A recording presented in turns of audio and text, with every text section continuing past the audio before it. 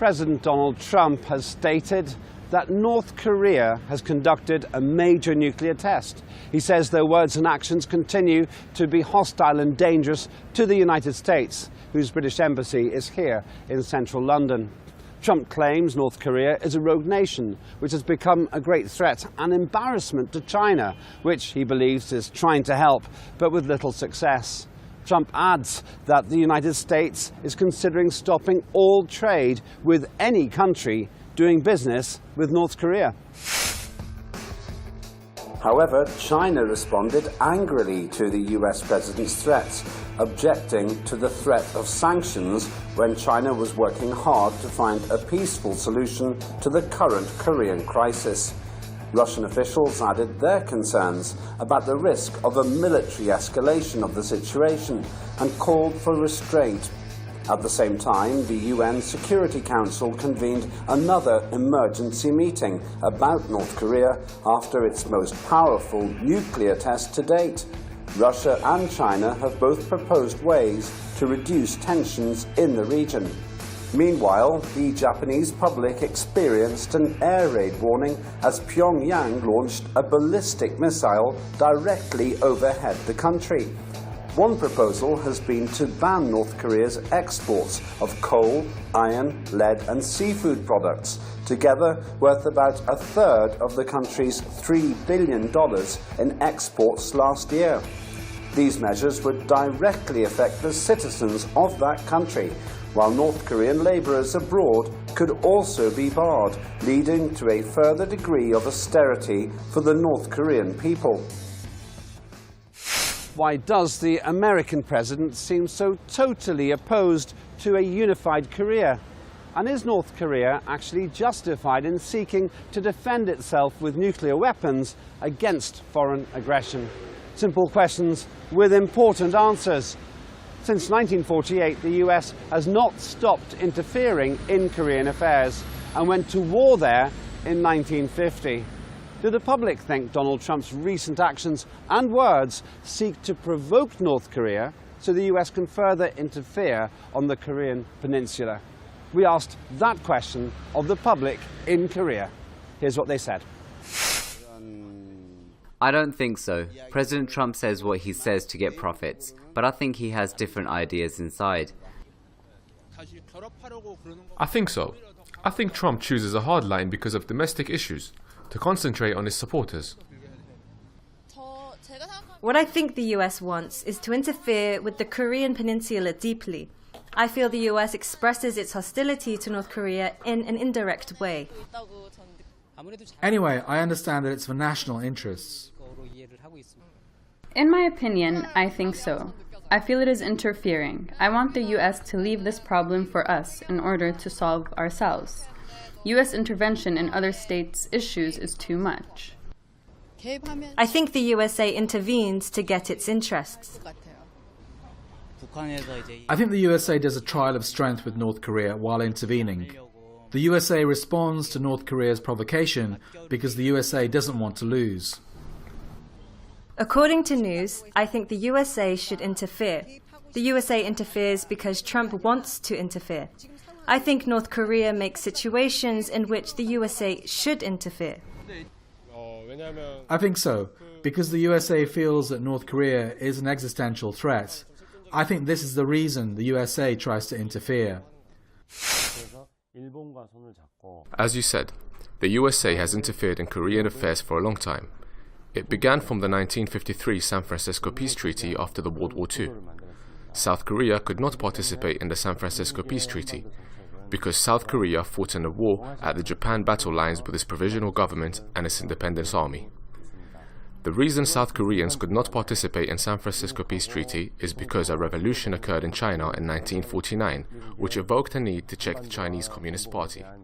So, holding a hand with Japan and making a threat to North Korea as a reason for a structure check-in of China, we can see American policy on the Korean peninsula in terms of its policy of East Asia. Of course, the nature of American policy on Korean peninsula has changed with the beginning of trade with China, but USA keeps this policy so far. But I do not think Trump acts like this with understanding of this American policy as interfering in East Asia. Trump is making a great deal with North Korea now. This is maybe the biggest and most difficult deal in his life. Trump's negotiation strategy on North Korea, which has hydrogen bombs and ICBMs that can heat USA mainland, shows different appearances so far. I think this is Trump's words and strategy. Trump values American interests more than its alliances, especially with an economic approach to security issues related to its allies. With the North Korean nuke threat it's facing, on the one hand, he sends a message of threatening the South Korea-USA alliance. On the other hand, he applies a policy highlighting American economic interests. The Democratic Republic of North Korea has indicated it won't be intimidated by Donald Trump's threats or gestures. How does the South Korean public think this tension between the United States and North Korea will be settled? The Democratic Republic of North Korea has indicated it won't be intimidated by Donald Trump's threats or gestures. How does the South Korean public think this tension between the United States and North Korea will be settled? I think reconciliation will be done after tension is escalated to the end. I think one of them needs to make a concession, but North Korea cannot give up its nuke because it may collapse. Trump responds with force to secure his supporters. I think this will last for a while. I feel uncomfortable with that tension at first. North Korea tries to threaten the US while ignoring South Korea. I think a kid behaves badly in front of an adult, and it is impossible to expect what the young will do. This is the same to Kim Jong-un. I think the tension will last and will not end.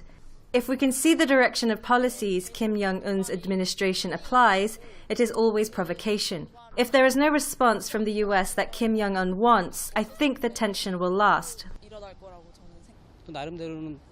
There are many problems in causing this dispute. But it may be a North Korean struggle to secure its regime. And North Korea does that because there is no other choice.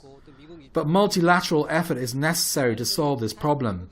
For example, I know there is a Chinese stance and an American stance. They serve their own national interests rather than helping Korea. I think South Korea needs to find a way to take its own national interests and escape from danger. North Korea always becomes silent if there is economic support. I think North Korea wants economic support this time, rather than those critical words.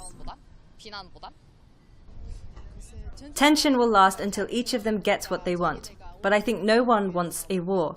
I think President Trump is now calculating profits he can get. I do not know how this will end. I want them to solve this problem by taking in an appropriate time. It is difficult to answer. There is no option South Korea can take. It is hard to know how it ends. We need to see. I think watching it is the only available option. I think North Korea will lose. Because this is a worldwide issue, the USA can press North Korea easily by economic sanctions. I think North Korea will squirm. I do not know its end, but I think this is serious. I think tension will be escalated. First, this tension will last for a while. This is not an issue of one of them bending a knee, so this tension will last. Current conflict is composed of North Korea's threat to the USA mainland by doing nuclear tests and launching ICBMs. And Trump put maximum pressure. I think Trump will apply this maximum pressure policy for a while. Sometimes, Trump said that putting pressure is to bring North Korea to talk. American strategists and ministers said that diplomatic method is first and military measure is a backup. Anyway, USA puts maximum pressure. North Korea are not going to talk as much as USA wants. I do not think pressure leads to talk directly. The current situation is power to power. USA and North Korea are driving cars heading towards each other. I think USA and North Korea will stop their cars right before they collide. The road still remains until they collide. USA and North Korea will drive a little bit more. Trump will apply stronger policy. North Korea will take action that almost heats up the critical point. I think the critical point is that North Korea launches an ICBM to the Pacific Ocean. North Korea will do that definitely. At that point, right before colliding, North Korea and the USA will see great compromise. There is a very deep valley of mistrust between the USA and North Korea. There's a big difference in the stances they take for current affairs. Furthermore, each of their top leaders behaves in the front line where tension between the USA and North Korea is escalating. In this sense, the power-to-power phase will last to the end of this year.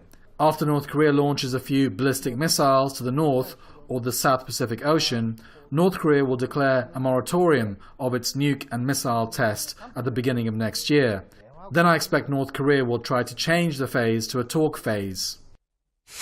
Donald Trump seems totally opposed to any sort of unity or political convergence between North and South Korea.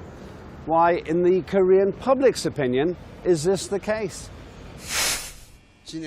Because the interests of the Korean Peninsula and American interests is different, but the Korean Peninsula need to walk a different pace for its peace and economic interests. When I hear elder people's voice, China does not want to leave North Korea and the US does not want to leave South Korea. They do not want unification of Korea because South and North Korea are states they can use. If there is no South and North Korea, I think Korea is unified, but other states do not want a unified Korea. USA sells lots of military equipment to South Korea. Unified Korea will not buy such big volumes of weapons. In my opinion, the US can sell more weapons when South Korea and North Korea are hostile in relation. There is a deal with China too. If Korea is unified, China may face the USA at its border. I think China does not want this.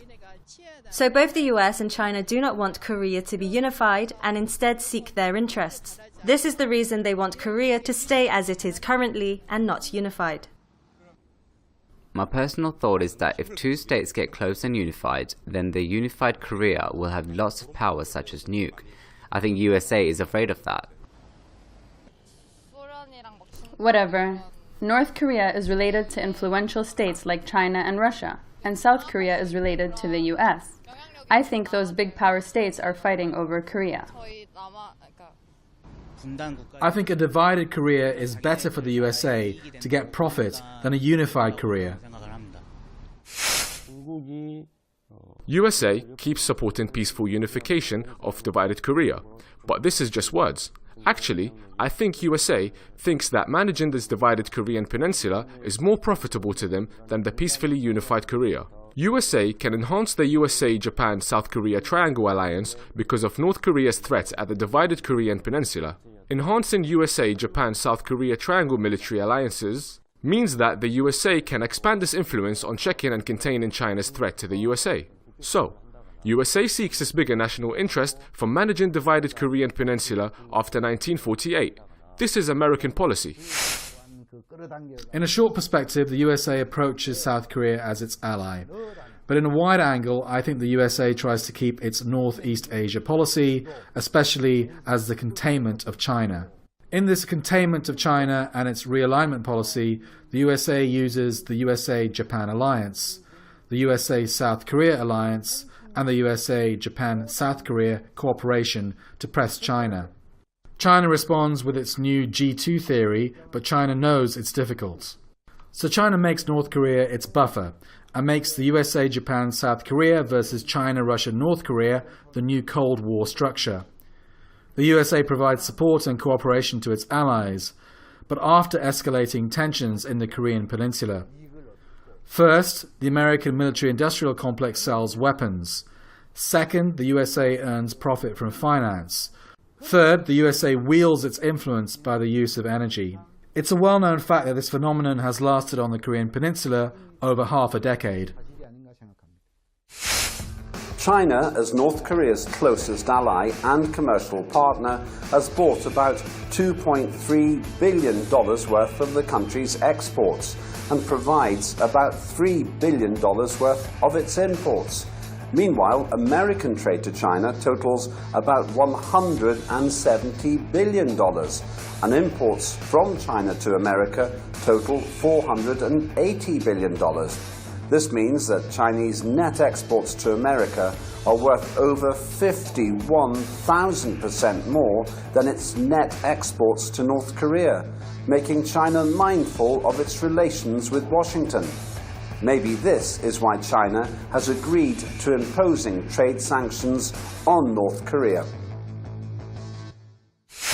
Some argue North Korea's investment in nuclear weapons is actually an intelligent approach to defense because countries don't attack other nuclear-armed countries. What does the Korean public think about this approach to defense?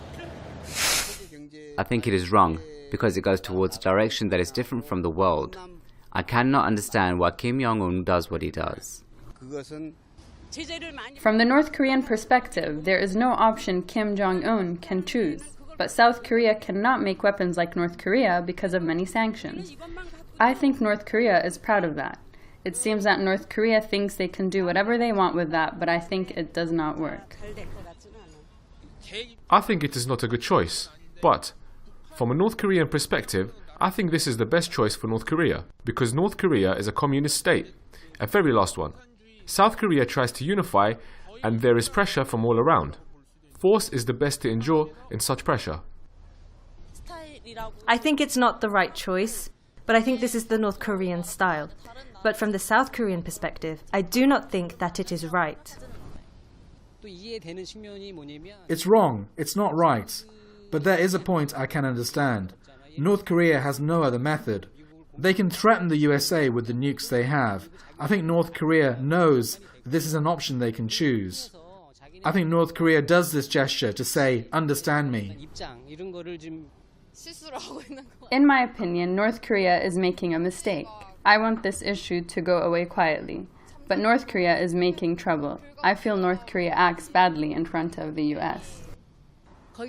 I think this is the only way North Korea can survive. I think this is not the right choice. It may be a method, but I do not think it's right. It is wrong. I think it is wrong that North Korea defends itself from the USA in that way. I think North Korea makes nukes to show its power to target the USA. It's hard to say it's right or wrong because the regime itself is wrong. But from a North Korean perspective, I think it's the best choice they can make. Because North Korea thinks they should do that to survive. I think it's the best option North Korea can choose. North Korea uses MAD strategy, that means defend a threat from the USA by nuke. But in that MAD strategy, USA has 5,000 to 6,000 nuke warheads, but North Korea only has 5 to 6 of them. North Korea may have 20 to 30 of them within 10 years.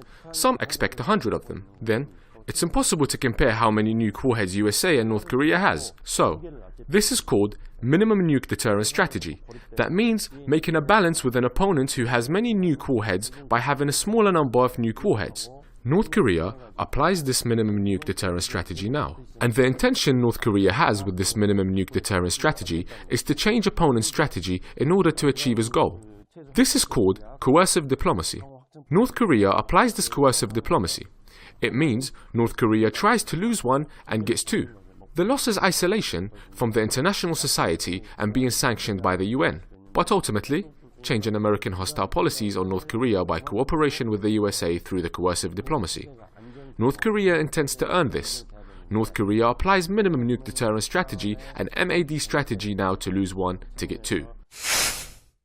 From the North Korean perspective, nukes as a means of securing Kim Jong-un's regime and of making a deal with the USA as an equal nuke state status is the same story. In other words, normalization of the USA-North Korean relations are conditions in which Kim Jong-un's regime can survive. Nukes also means that North Korea can participate with negotiations with the United States as equals, because it secures its regime.